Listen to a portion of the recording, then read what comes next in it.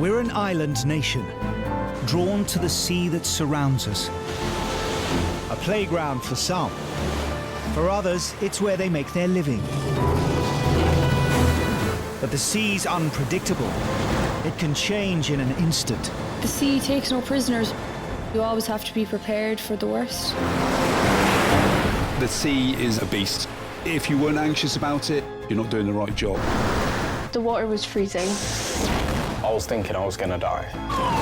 There to save our lives is a volunteer army of over 5,000 ordinary people, ready to leave their jobs, their families, and race to our rescue. Steady, steady. Go for it. When the pagers go off, your heart stops. Is this a life and death situation? In the water. You're okay, pal. Let go of the sail, mate. Let go of the sail. Even that 1 second could make a huge difference to someone at home. 1 minute they've got a son or a daughter, the next minute they may not. There we go. Emily, high five. Well done. Nice one. I didn't think we'd get them back. I was just thinking, just please. Are you the parents? The lifeboat crew, without them, there's no doubt about it, we'd have lost our girls. Equipped with their own cameras, Am I switched on? It's on. the crews give us a unique insight into every call-out as only they see it.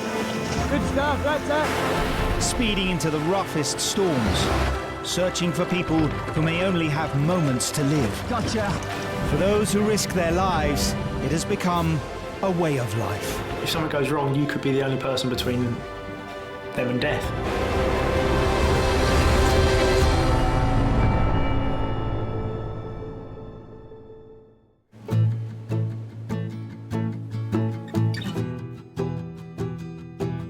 Southwest England, miles of golden beaches and sparkling seas are a magnet for tourists from all over the UK and beyond. We've got great surf, exciting conditions if you're into that, I suppose. I mean, each to their own. A lovely coastline that changes every day, and every day is different. The Cornish town of Newquay alone hosts over 1 million visitors a year. Watching over them are a crew of 26 lifeboat volunteers ready to come to their rescue.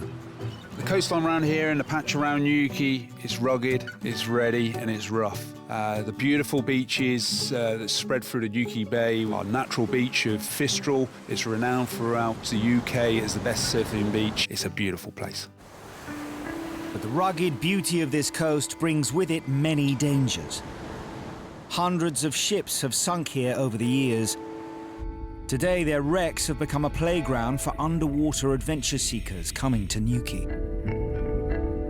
Scuba diving's taken off loads. I mean, it's perfect, beautiful conditions, like you're like some of the best diving anywhere. You know, you can be, it's like you're abroad diving here sometimes. It's crystal clear visibility.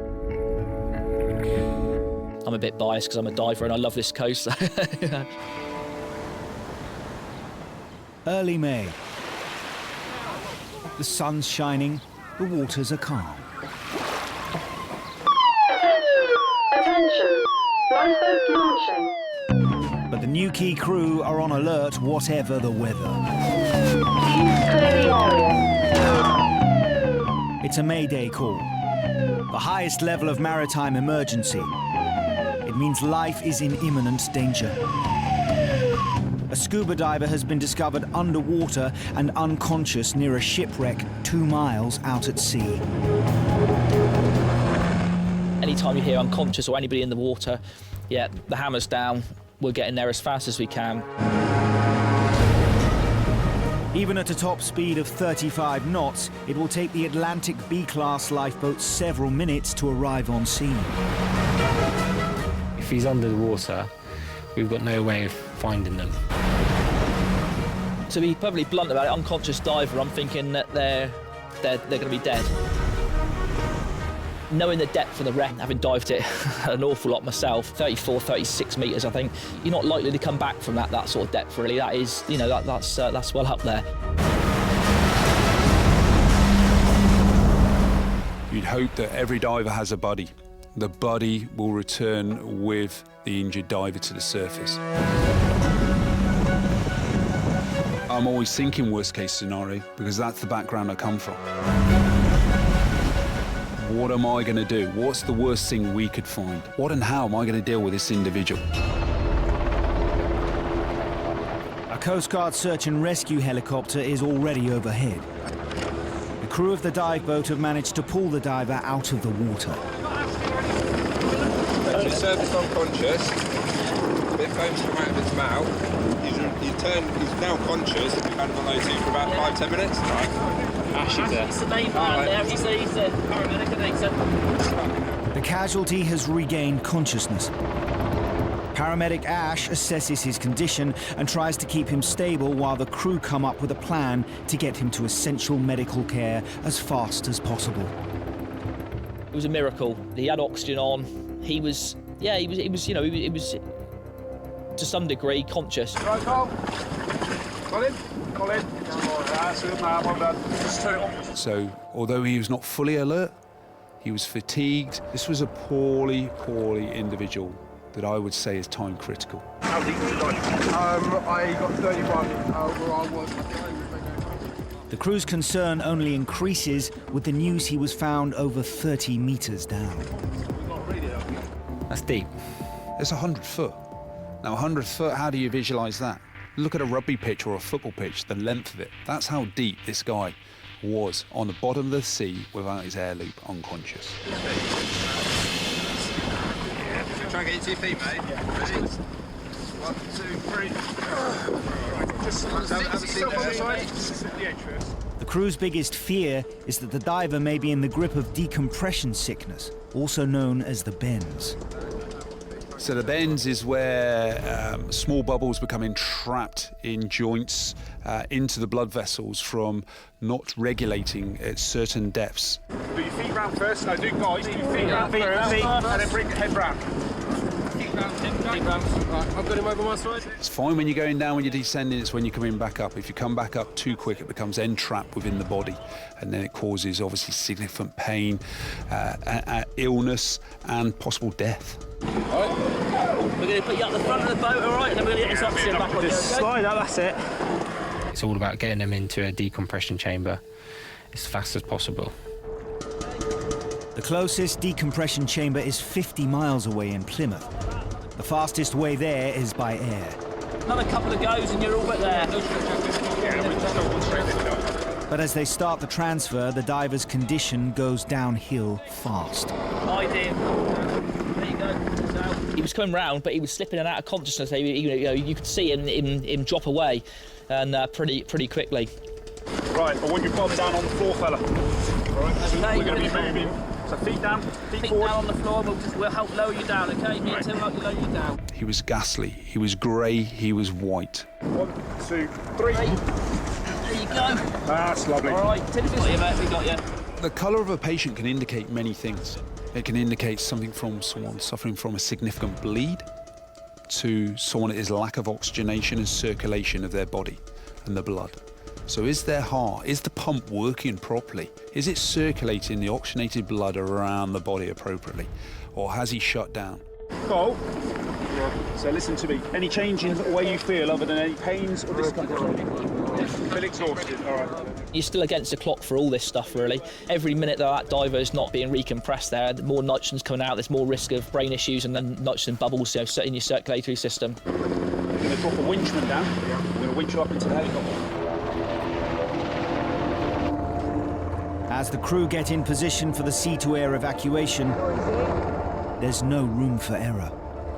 The helicopter and lifeboat then come under formation, so the helicopter all choose their speed. It's going to get a bit windy.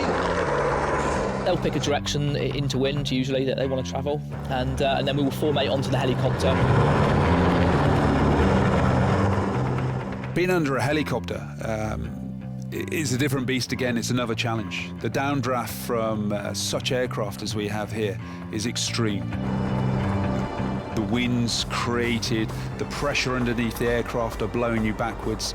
The noise is phenomenal, and it's quite relentless, but you've got to stay focused because that is part of it. If you get it wrong, it can go dangerously wrong.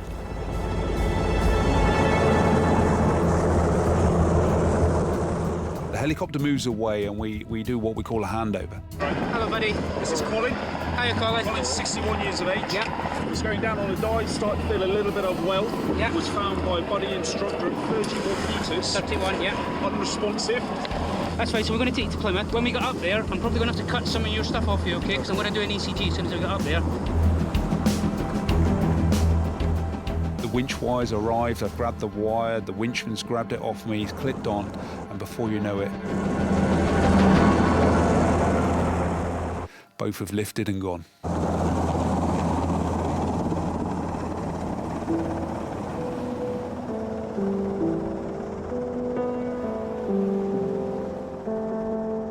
The casualty is flown 50 miles to Plymouth. Just a few hours ago, he was getting ready to dive the wreck of the Syracusa with instructor Jordan. It was meant to be just a nice dive on a wreck, taking the day nice and easy, nothing too forceful, nothing too stressful, just nice, easy, simple dive. Over 30 meters down, Jordan noticed someone was missing from the group. He found the casualty without his mouthpiece, unconscious.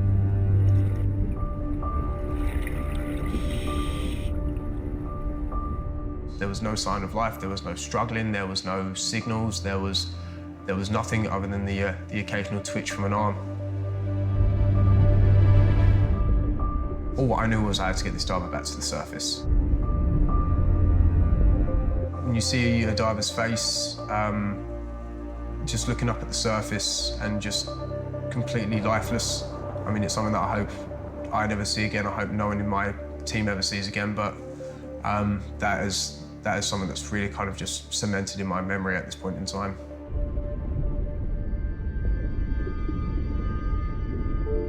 The casualty, Colin, had been diving for 22 years. After he was rushed to hospital, 5 days later, Colin was discharged. The last thing I can remember is at 20 metres, I thought, oh, the wreck will be coming, I shall be able to see it with my torch. I shone that down. After that, I can't remember anything.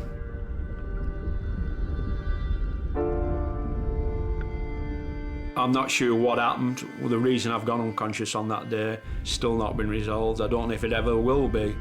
They did say it pointed to the fact that I might have had an heart attack.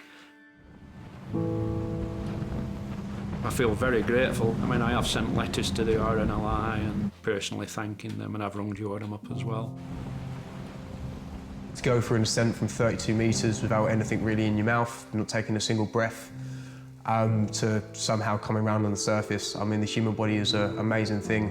For it to survive that amount of trauma and to still come through, honestly, it's just mind-blowing. Did he make a difference? He saved his life.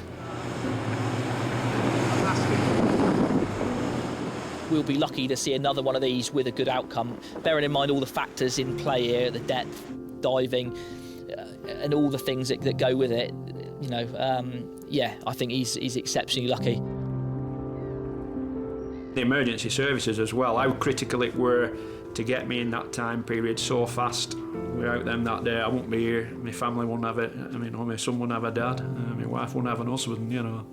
Yeah, incredibly grateful. They do a fantastic job, really.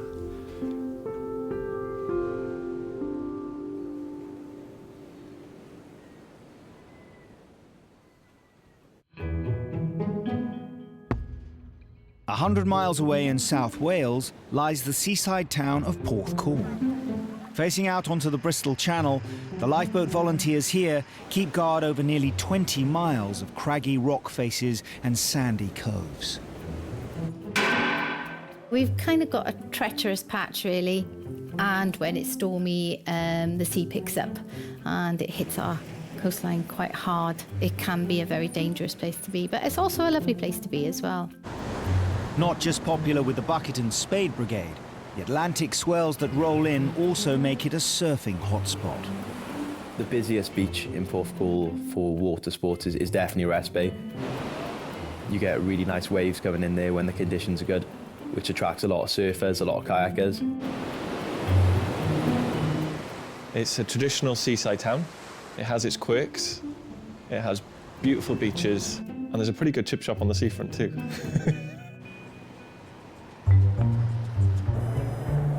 One One of Porthcall's youngest recruits is 18-year-old Yacht.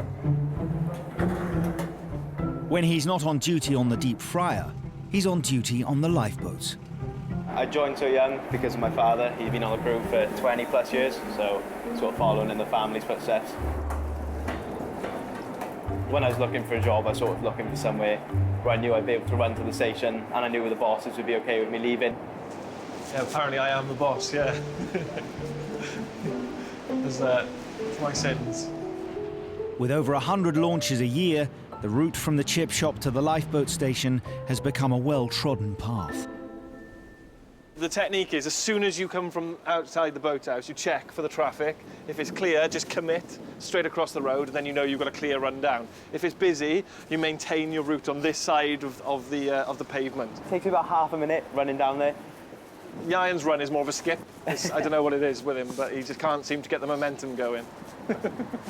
And obviously you want to be on this boat. We put a lot of time and effort into the training, so you want to be out there helping people. April, 7 p.m. An urgent call comes in from the Coast Guard. A surfer is in trouble off Rest Bay Beach. Rest Bay can be dangerous if you're not familiar with the currents there. He's been caught in a rip current, a powerful channel of water flowing out from the shore that can be difficult to spot. Notorious among locals, this one is known as the Rest Bay Bus. It's called the Rest Bay Bus because of how frequent it is. It's there every time there's a high tide, and just how quick it is, really. Like you can get caught out by it quite quickly. On a really strong tide, say a big spring tide, not even the strongest of paddlers can get back. Today, the tide is set to rise nearly 10 meters. In these conditions, anyone caught in the rip current risks being swept onto the rocky outcrop of Hutchins Point. Once you get in close, good chance you're going to get smashed up onto the rocks, which are jagged, sharp, which are going to cause you a lot of injury. In places, it's a sheer cliff face, and obviously the harm to somebody should they try and climb out and fall could really be catastrophic, maybe even fatal. Yeah, we'll just go straight out, all right? The lifeboat crew here aim to launch in 7 minutes. Today they're on the water in 5. The alarm was raised by the local Coast Watch volunteers. Now from their watchtower, they spot a second person in the water. A paddleboarder trying to tow the surfer out of danger. I went into the shore break and asked him if he was okay. I don't think he really answered me. I just said, look, you just follow me out. I got him to sort of start paddling alongside me to try and get back to Rest Bay. But he kept stopping. And if you stop there in that current, you will start to go backwards. At that point, he looked exhausted. There was no way I would be able to get him out.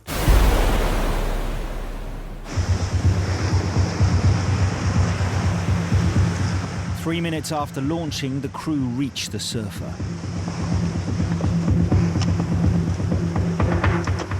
All right, guys.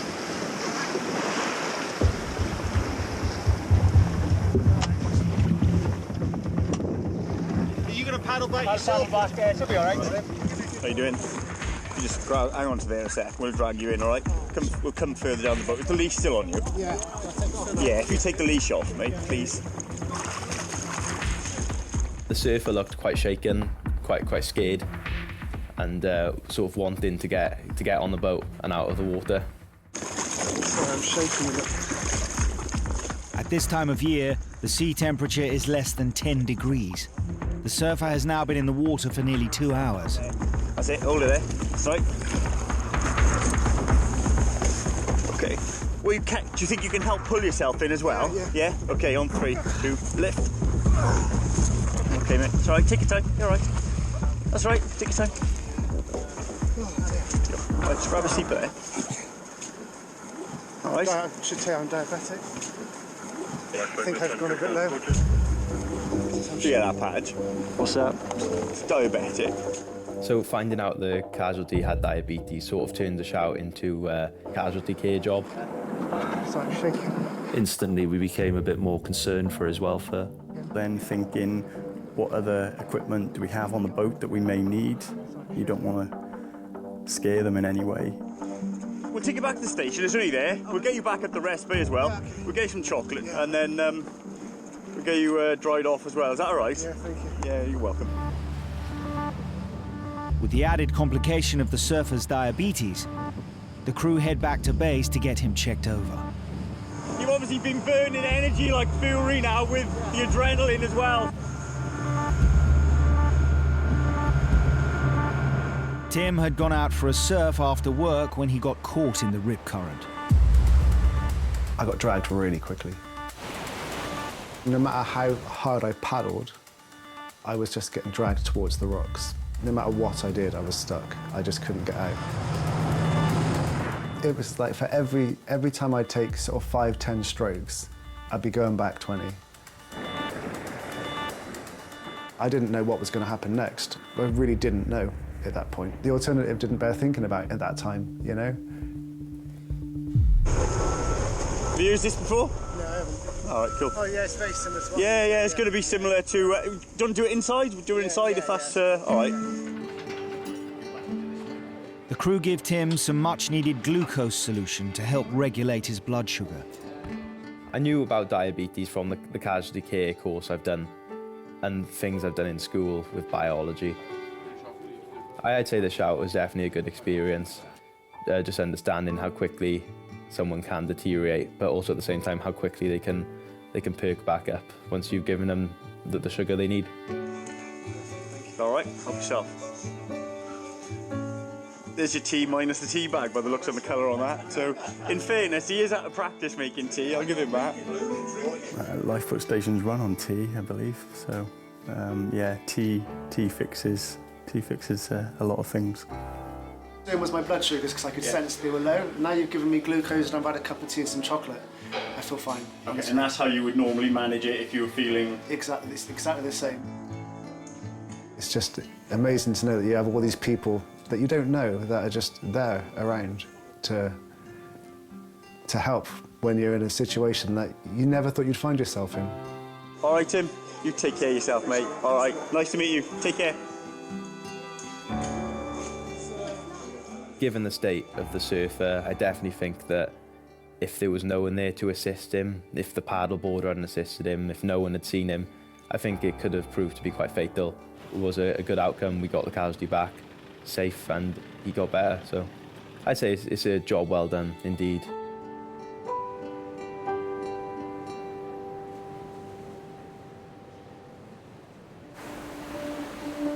Since the RNLI was founded in 1824, its lifeboat volunteers and lifeguards have saved more than 140,000 lives. Today, as more people spend their leisure time in the sea, the volunteer crews guarding our coastline are busier than ever. There is no end of situations that people can find themselves in. Everything can change in a very short space of time. Even on nice sunny days, things go wrong. You can break down and get into trouble quite quickly. You're alone, one person. You can really quickly fall foul of the conditions. When it comes to the sea, you've got to have that awareness of you'll never beat it. The sea's a beast, and if you don't respect it, it can bite you. For the most part, we're able to help people out of that situation, but that doesn't always happen. I think they underestimate the sea's abilities. It never ceases to amaze me how many people get cut off by the tide. Or head out on kayaks or inflatables without any safety gear or knowledge of the wind or tide. How are you planning on getting back, like? You paddle back? In this wind against this tide? I don't think so, matey. You don't want to rely on luck at all when you're out there. That's where we come in. I think the plan is to evacuate by helicopter. We're going to get you seen to hospital. You know, at the end of the day, that's what we're there to do, and it doesn't matter who it is out there, you know, we will go and get them, like, it doesn't matter who it is. Any chest pains?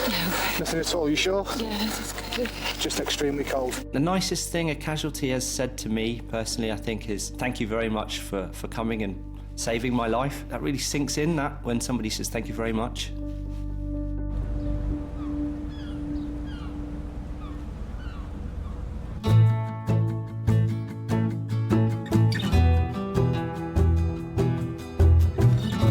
Along the Dorset coast, lying just within Christchurch Harbour, is the small village of Mudderford. Fishing has always been an important part of the community here, but over recent years the tourism industry has also flourished. It's a fantastic place. There's a lovely harbour and quite a famous sand spit, which has some particularly expensive beach huts on it. And I think that's what most people associate with Mudderford. There's been an inshore lifeboat here since 1963, but that wasn't the beginning of the village's life-saving history. This is our Wall of Fame. The main one is my grandfather, Ken Derham. He was awarded the silver medal in 1959 for a rescue, which he did from his dinghy, which is hanging up in the station. This is what the original lifeboat was for Mudderford. Before the modern lifeboat arrived, Ian's grandfather Ken would put to sea in an open rowing boat to save those in danger. I think he always just, he saw the need for a rescue service. It's crazy. I mean, you think about the old times when the fishermen used to go out in the rowing boats, and you just think they hardly had any protection, and you just wouldn't do it these days. In 1959, the RNLI decorated Ken for his daring rescue of 2 boys from a capsized fishing boat in terrible conditions. 4 years later, they based an inshore lifeboat at Mudderford permanently. I don't think anybody thinks of themselves. We don't when we're going out on the lifeboat. We don't think about ourselves. We're here to help people who are in trouble. It's a timely reminder of where our humble beginnings started. We do sort of give the lifeboat history or the station history to new members when they join. Otherwise, these pioneers would be lost to history, and they need to be remembered. I'm proud to follow my father, my grandfather into the life of the RNLI.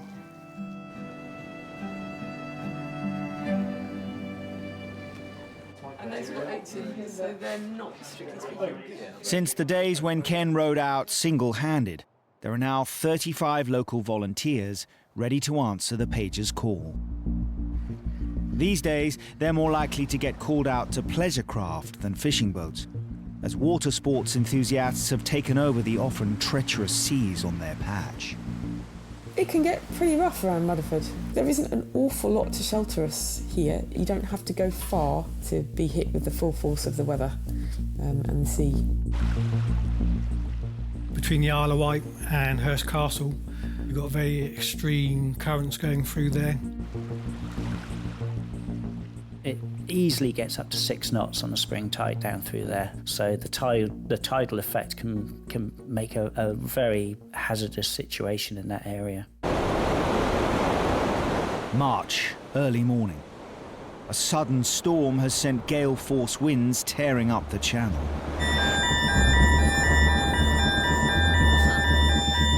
A 999 call has come in from a member of the public. Offshore, a windsurfer has been spotted in the water and is in trouble. The weather was crazy on that day. You can see the white on the water, and you know it's going to be pretty foul.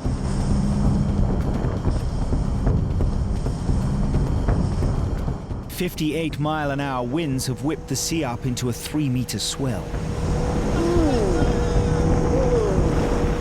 The crew will have to battle every inch of the way to reach the windsurfer's last known position, over 6 miles away.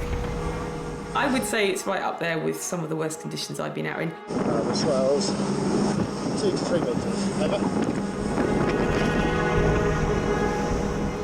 Yeah, we were certainly getting soaked and drenched. You do get a bit of a beating in these boats, which is why you have to control your speed. That's a nice big one.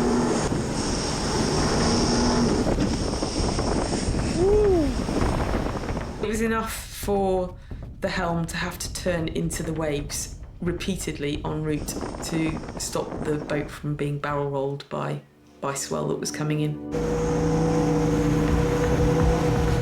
The reported location is now in their sights, but the deteriorating conditions are already pushing boat and crew to their limits. We couldn't get close to shore because of the breaking water in there. You just wouldn't be able to do any sort of searching. Also looking on the shoreline, see if we find anybody waving at us or anything. There's no sign of the windsurfer. The crew need to come up with a new plan. The wind was so strong that you got an indication that whoever you're looking for is definitely going to be downwind of where they were seen, because they couldn't possibly be upwind because it was wild. Guy on the shore, pointing over there. He was pointing this way. As we were going along, somebody on the shoreline did actually indicate to us by pointing further to the east. With nothing else to go on, the crew head further east and further away from where the windsurfer was first spotted. You get some fairly choppy seas in that vicinity. Even in the smallest of swell, it can be difficult to see a person in the water. When you start putting in waves and swells, it becomes almost like a needle in a haystack. It's not only the casualty is bobbing up and down, you're bobbing up and down. And if your bobbing up and down doesn't match with the casualties bobbing up and down, well, you might not see them. It's been over 15 minutes since the call came in. The crew have no idea how long the casualty has been in the water. But in these conditions, survival times are measured in minutes. Hypothermia is certainly one of the main things we're considering.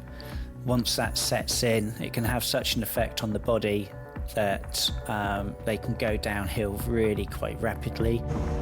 Also, with the rough conditions, you've got to worry that he could drown. You try and put the negative thoughts out. You need to be thinking positive that there is somebody that you're going to save.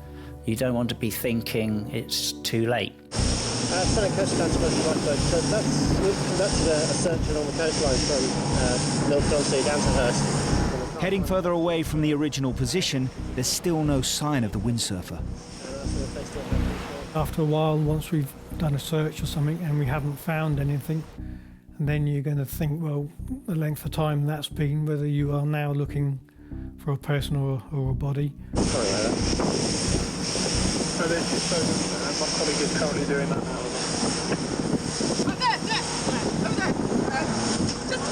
What on. Mel managed to spot something. That little glimpse could be what you're looking for.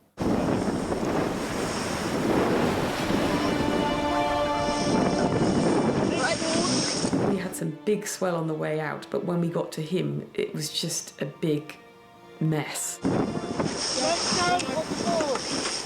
I should think felt like he was inside of a washing machine. I'm okay, man. Right. Okay, you ready? Yeah, okay. Well done, mate. Oh.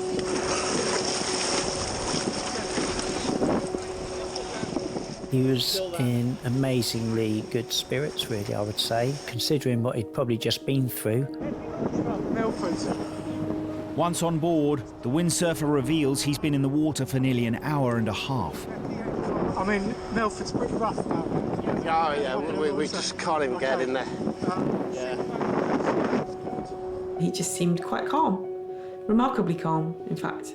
And he was as well dressed as you would have expected a windsurfer to have been, so he was wearing a really thick steamer wetsuit. An experienced windsurfer, his mast had snapped, leaving him stranded 500 metres offshore and at the mercy of the conditions. It was just a malfunction. Boats out have malfunctions all the time. It's just part and parcel of the jobs that we do.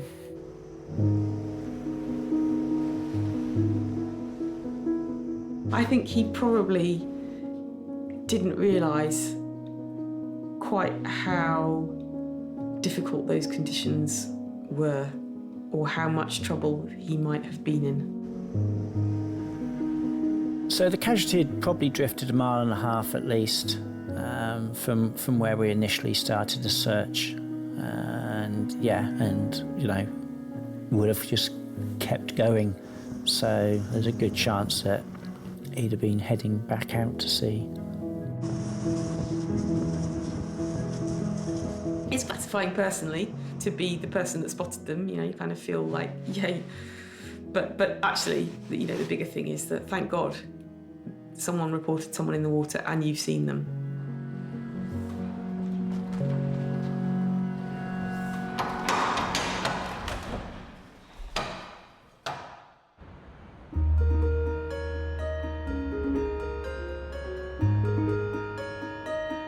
Over 100 miles away, along the Kent coastline, is the historic port of Dover.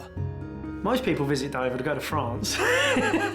No, people come to us because we've got the castle from the war, and like I say, it's coming over to France and to see the White Cliffs of Dover if they can. The White Cliffs watch over the Dover Strait, one of the world's busiest shipping lanes.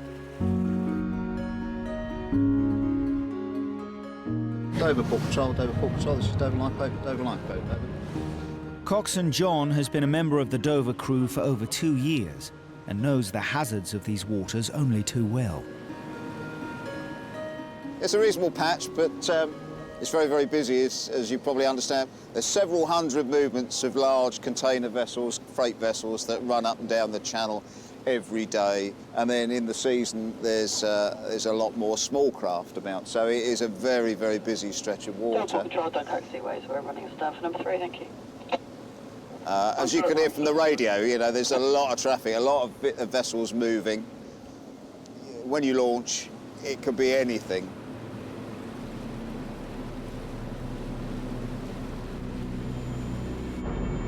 Every day, up to 600 ships pass through the Dover Strait along 2 shipping lanes.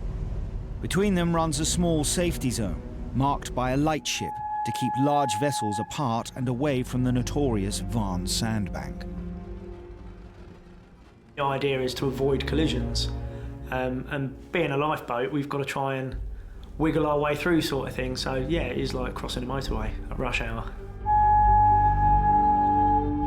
Sometimes we can look like a pinprick compared to some of these guys when you're talking sort of 300-400 metre long vessels and we're only 17 metres, and you see them out the window coming past you or alongside you. It can be a bit daunting sometimes. Some of these ships can take a mile to stop. They're designed to keep going. They're not designed to stop and have great manoeuvrability. Dover Coast Guard, this is Dover Lifeboat. Dover Lifeboat, Tower 0. An August evening, the channel is crammed with craft, including the Dover lifeboat, out training. The Coast Guard radio in. A yacht has issued a mayday. They're taking on water near the Varn lightship. So that's a very dangerous place to be at the best of times without a vessel taking on water and potentially sinking. Although the crew are already on the water in their 7-class lifeboat, the largest in the fleet, they're still 20 minutes away from the stricken yacht. We're still tied up, men! We don't know if he's got steerage, if he's sailing or motoring at the time. And with the vessels travelling around there, there's that added potential for getting run over. You two stay back, no fenders. Show me whether enough fenders first. You don't know how quickly it's taking on water, if you're going to be picking the people up out of the water themselves. Outside! How many people are on board? Are the people able to do anything? Are they experienced seamen? There's a lot going through your mind on your way to a job. Once the buoyancy of a boat is gone, they'll sink within seconds. Oh, mate. That's our weight, by the way. Yeah, it's all right. What do you want? 0. 20 minutes after the call came in, the crew find the yacht still afloat. So the yacht itself didn't actually look too bad. It wasn't listing over with what we'd have expected to find with a vessel taking on a lot of water. I'm going to pass 2 crewmen to you. And actually you take a lot of comfort from the skipper being very calm. The guy could not have been happier to see us. I was worried, but trying to give it the, nothing to worry about. You know, stiff upper lip. We're going in, looks like we're going in here. Colin and his wife were heading to France when Sue, feeling seasick, had gone below deck and discovered water flooding in. When I saw the level of water, I was worried. So I went back up and said to Col, I think you better come and have a look at this. I think we might be in trouble. There's a hatch in the cabin, and it was up to the bottom of that hatch in seawater. We had about 1.2 tons of seawater in the boat, which we must have accumulated in less than an hour. My biggest concern was that the boat would continue to take on water and that we would sink. To make matters worse, the tide was pulling the yacht closer to the shipping lanes, where more than 20 cargo ships pass through every hour. Those things are moving quickly. So in 20 minutes, 30 minutes, there could have been 4 or 5 of the things hammering down the channel. With the wind and tide against them, it could have taken 5 hours to get to the safety of Dover. The question I was asking myself was, do I have 5 hours? And as I looked down at the water lapping about at the bottom of the cabin, so I thought, no. Whereupon I started a dialogue with the Coast Guard.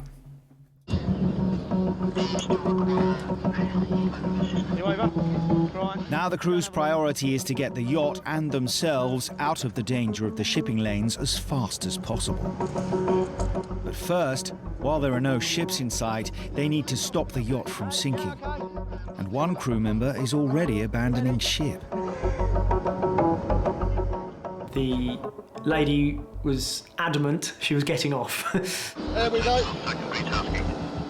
I was certainly much better off in a quiet corner of the lifeboat with my sick bag. Where are we taking on water? The water was actually lapping the top.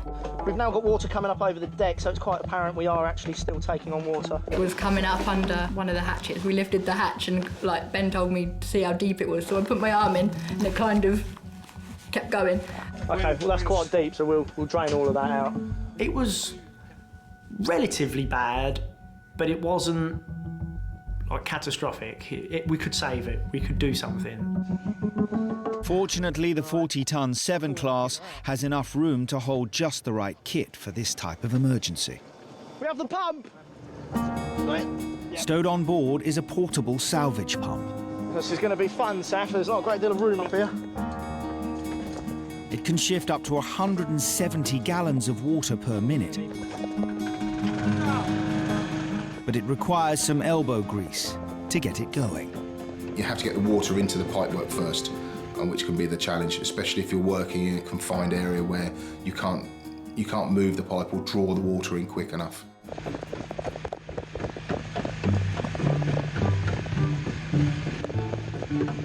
that pumping yet? You're trying your hardest to get this thing going and it just doesn't want to go. You getting anything, Lee? You've got the casualty watching. I was perturbed. Myself and Saffron are in dry suits. Is that pumping yet? Which is a bit like boiling a bag. Bloody hot, isn't it? It was boiling. It was, I think it must have been one of the nicest days of the summer. There was no wind. It was flat as a pancake.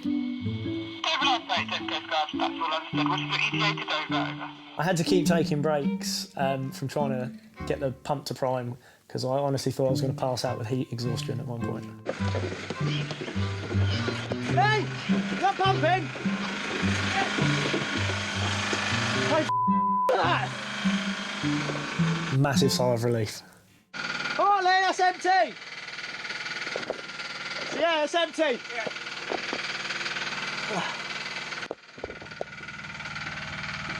After nearly 15 minutes of heavy pumping, the yacht is finally drained of water. We're happy that you cancelled Mayday. For your information, Mum, we have the vessel under tow now. We'll be proceeding back towards Dover. Now they can begin the tow back to the safety of the shore. Being in the shipping lane isn't the best place to be sitting around. It's like trying to change a spare wheel in the fast lane. So the decision was made to get the vessel under tow and at least get us out of the shipping lane.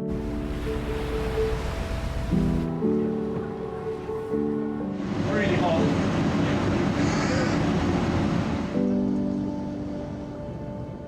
The way I reflect is that it could have been infinitely worse. In retrospect, we were very lucky that Sue was feeling ill and went down and detected the fact that we had a problem. Had I not been seasick that day, we may not have gone down below for another hour, possibly. You'd be surprised at the difference an hour can make. It could have been a case that we would have turned up looking for 2 people because the vessel could have gone down. It can make that much of a difference. You do have a nice feeling that you've done your bit. You've got 2 people home and you've managed to save their yacht as well. So it does give you a nice feeling.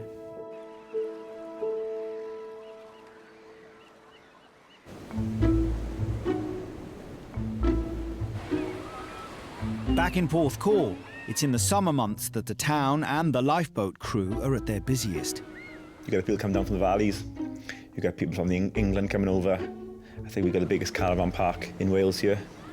Crowds take to the water in just about anything that floats. You'll have people going out on inflatables and getting dragged out to sea, people walking along the beaches and getting cut off purely because they don't know about the tides and not knowing how quickly the tides can come in. Like we're in, I think it's the 2nd highest tidal range in the world, so it comes in quite quick.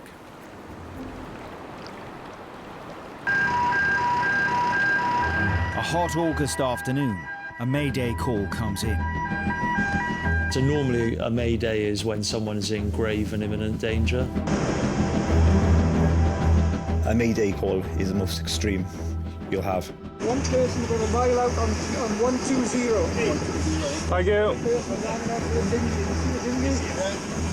Another person going. 2 people have capsized in a dinghy off Newton Point. One has been separated from the boat and is floating offshore. We come down the slipway that day. We could see the 2 casualties are separated. One casualty was holding on to the dinghy, so we knew he'd be okay. We just needed to get the one who was being pushed out to sea, really. The tide was taking him out. A casualty in the water raises both the stakes and the urgency of the call. Let's go. Yeah, let's go. Yeah, let's go. The Atlantic 85 launches with the minimum crew needed to go to sea. Normally we try and launch it with 4 crew. We can launch that boat with 3 crew. It was a Mayday. It was people in the water. Well, Flame Coast got Porthcawl lifeboat currently about to launch. There are 3 crew on board. The crew pushed the lifeboat to its top speed of 35 knots. With little information to go on, they must assume the worst. We didn't know if the casualty was wearing a life jacket or if he wasn't. When there's a person in the water who's in imminent danger, then every single second counts. To make matters worse, the outgoing tide is sweeping the sailor away from shore and out towards the Bristol Channel. We We were in the third hour of the ebbing tide, which is the strongest state of the tide. You're looking at a tidal rate of up to 4 knots. Even the strongest of swimmers would struggle against a tide of this force. You're thinking about his physical condition, his fatigue, how much longer can he swim for? Got to get this guy ASAP, because, you know, in the space of 10 minutes, he could have drifted sort of half a mile from his last known position, and then he would have been a lot more difficult to locate. On the bow, starboard. By the time they spot the sailor a minute and a half after launching, he's already a mile out from shore. He was moving so quick with the tide going out. Hi, mate. Contact! You all right?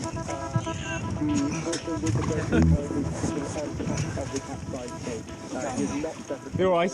Yeah. Yeah, I'm capsized. Thanks. Yeah. You're fine, yeah? Yeah, I'm fine, Lovely. yeah. Just a bit of a long swim, that's all. The dinghy sailor had been at sea for 45 minutes.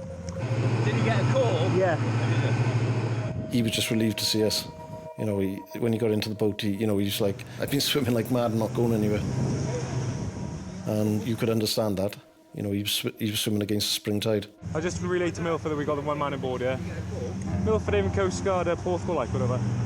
You could see yourself disappearing from his mate who was in the capsized dinghy, so he knew he was getting taken out.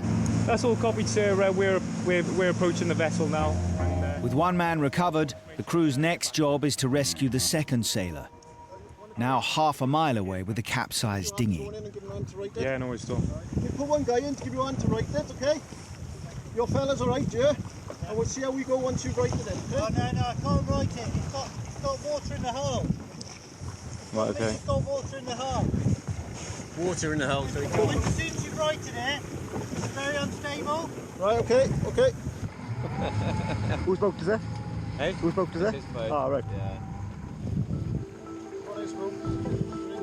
Friends Peter and Jonathan weren't long into their day's sail when they realised they'd forgotten a vital piece of equipment. A bung used to stop a hole in the back of the boat.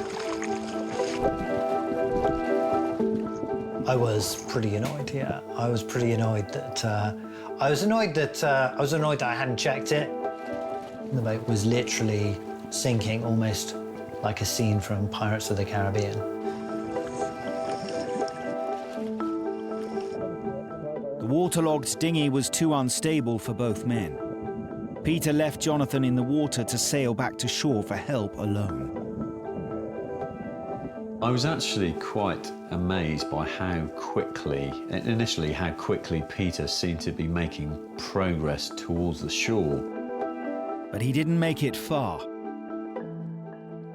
I started sailing, but by this stage, the boat was really had a lot of water inside it. It capsized a few times and I managed to get it up, but it capsized, I wasn't able to right it. And that was the point at which I thought, right, okay, we need help.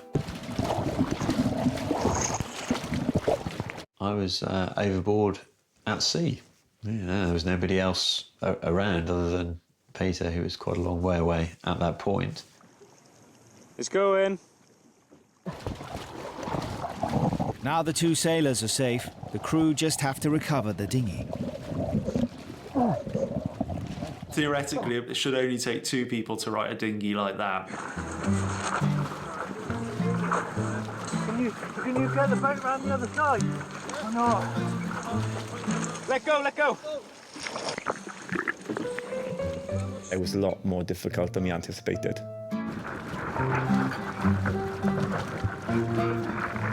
We tried from all different angles how to right it.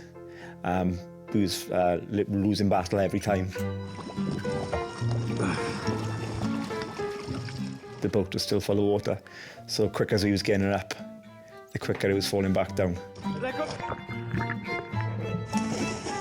I do not think the crew appreciated me diving in.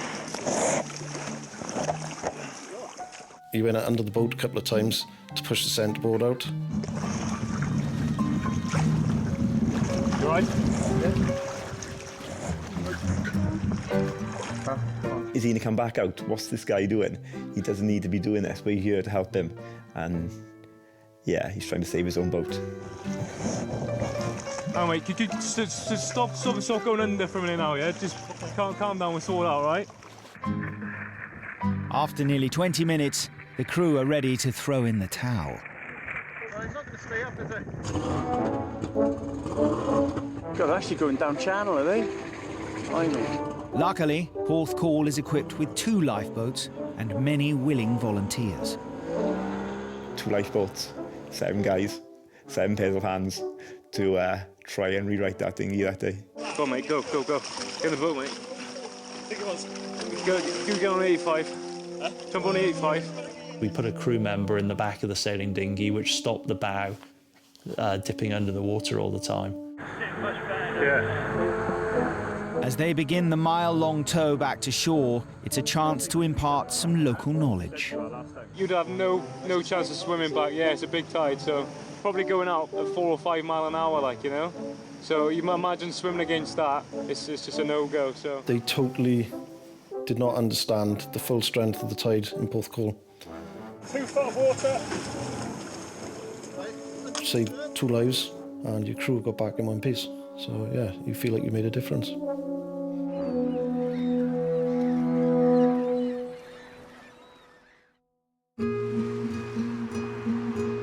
Back home in East Lancashire, a few weeks after his close call underwater, Colin has made a difficult decision. I think that's my days of diving done. At my age now especially, all good things come to an end. So it's more important to be healthy and alive. Colin's donating his diving equipment to Jordan, the diver who saved him. You can either sell it or keep it to dive with, whatever.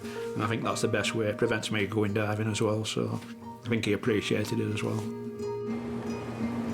And in Porthcawl, after his experience caught in the Rest Bay bus, surfer Tim is back out catching waves. The first time I got back in was a couple of days ago, and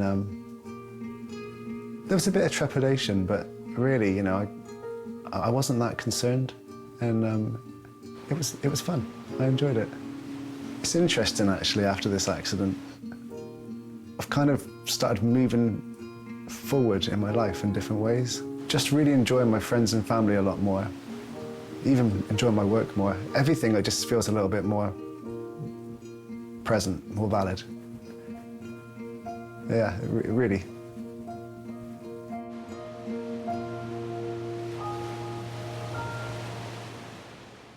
It was too scary! It's a bit like getting whiplash every sort of 10 seconds. Stay there, we'll get you on the boat. It was a bit of a shock that they were so young and so distressed. It's never nice seeing kids that upset. She said. It's like being in a washing machine. It was nasty.